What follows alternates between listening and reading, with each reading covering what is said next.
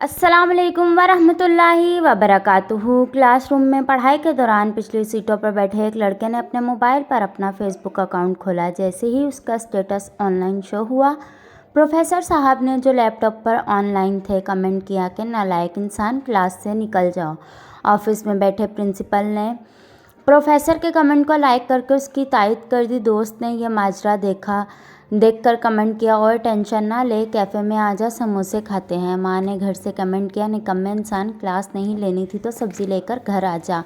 बाप ने दफ्तर से कमेंट किया, देख ली अपने लाडले की हरकतें, तुम्हारे प्यार नहीं इसे बिगाड़ा है। फ्रेंड ने कमेंट किया, धोखेबाज, तुमने तो कहा था कि तुम कॉलेज नहीं गए, अस्पताल में हो, दादी की हालत बहुत ख़राब है, आखिरी स्टेज पर है, इसलिए मिलने नहीं आ सकता। उसी वक्त दादी ने भी कमेंट किया, ओ बेड़ा गर्क हो तेरा बेगैरता, क्यों दादी मारने पे तुले हुए हो। फ्रेंड्स, वीडियो अच्छी लगे तो चैनल को सब्सक्राइब करें। मिलते हैं नेक्स्ट वीडियो में, तब तक के लिए अल्लाह हाफिज़।